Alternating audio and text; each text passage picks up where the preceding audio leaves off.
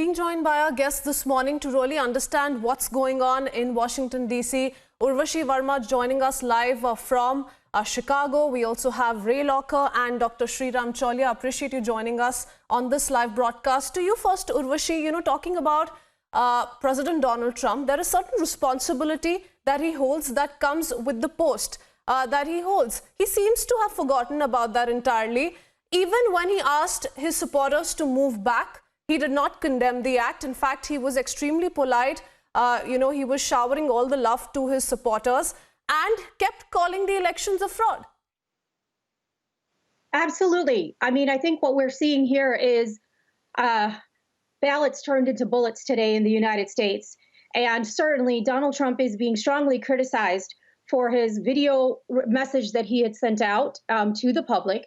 And in it, I think that a lot of his critics at this point are making a valid point that he could have done a lot more to protect the safety of the nation, and he could have taken a stronger stance in that statement. Currently, right. the status to you, Mr. Ray Locker. Yes. Urvashi, you want to complete yourself? Make that point, and then I'll go across to Mr. Ray. Yeah, and the majority of the media professionals here, the reporting here has really been that, Mike Pence, who is the vice president, has really taken command of the response in terms of what's happening and dealing with the protests. At this point, with some people are even going to the point of calling a terrorist attack.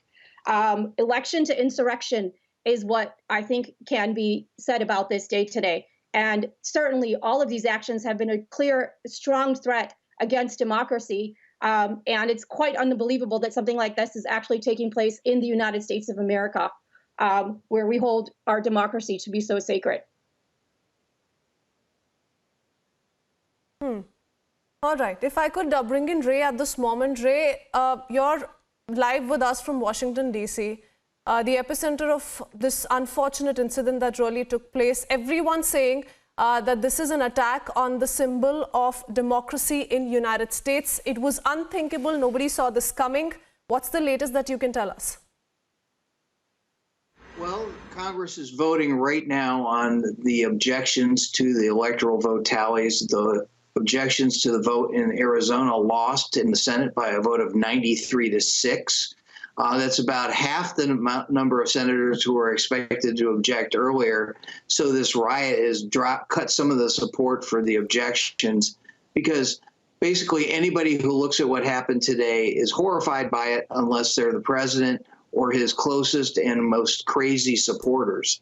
Look, Joe Biden is going to be president in 2 weeks. There's no doubt about that. There wasn't any fraud in this election of any significant level, certainly not enough to change the outcome in one precinct, let alone a state. So he's going to be president.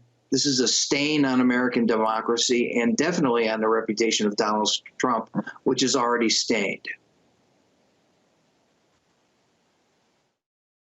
All right. To you, Dr. Sriram Cholia, though everybody knows that Joe Biden will be the next president in no time, Donald Trump seems to be extremely, he seems to be holding back. He seems to be not accepting the fact. He's not conceding defeat yet. And that's the message that he sent out to his supporters as well. The global community condemning the shocking attack on Capitol Hill today, including Prime Minister Narendra Modi. How is India viewing these developments?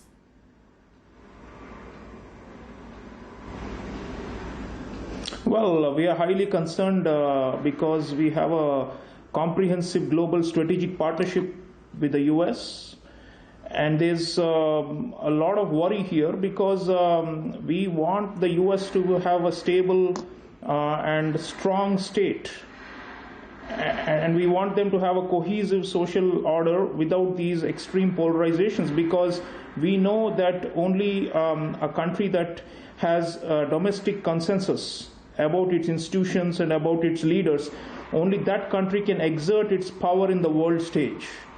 The era of American global dominance has subsided or ended more or less, especially in the last 4 years. But this is a low point, and after this, there will be questions about whether Biden can really carry American society along with his foreign policy objectives. I mean, Biden has vowed to reinvigorate the U.S. alliances and U.S. partnerships, especially with India, for counterbalancing China in the Indo-Pacific. Now, can he pay attention to these big foreign policy and grand strategy issues when his leg is being pulled down by these domestic constraints and severe disagreements and polarization? That's the big question. I mean, democracies can only be powerful if they have a minimum amount of internal cohesion and consensus. If they are not, I mean, America is not a dictatorship like China. So it's not like Biden can or simply ignore the noise at home and still be a giant abroad. I mean, that's the real problem. So for us from India, we will want Biden to try and heal the wounds and trying to bring around a lot of these bitter and angry people who are loyalists of Trump, and to work for them too. Biden has been saying the right things. He's saying, I'm going to be president for all Americans, not only those who voted for me. But the question is, in terms of policies, especially in terms of domestic policies, in terms of laws, in terms of economic, especially economic measures that the new administration will take, the public health crisis they have to deal with, they have to seem to be fair and seem to be doing good even for the right and the far right. If they're not, then this, I think, cleavage is going to worsen. A lot of white working class unrest remains in America. Biden's role in the coming few weeks, coming few months is going to be extremely crucial. Dr. Sriram Chaulia, and we also have a senior executive editor, Abhishek Kapoor, joining us. Abhishek, everyone is glued to what's unfolding in the United States. Everyone there of the opinion that this is not reflective of a revolutionary America.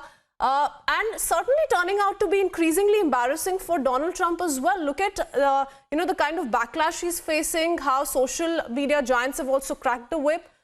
They've blocked his accounts. So certainly very, very embarrassing at the moment for him. Trump worries much or is concerned much about embarrassment or personal embarrassment. I think he's going to take it on his chin. There seems to be an element of design also, I might say, and other experts can join in on this, that he perhaps, while going out, wanted to compromise the GOP.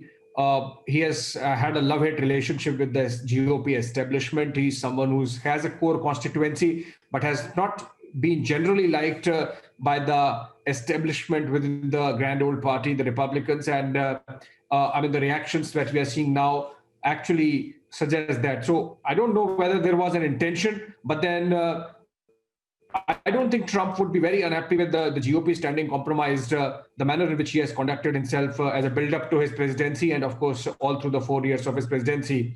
Having said that, what is important is, Krithween, that we be alert, and I'm speaking about India because Sriram Chaulia was, while mentioning about the consequences for the Indo-US partnership, but in fact, I would go on to say that it's not just about Indo-US partnership, but then this turmoil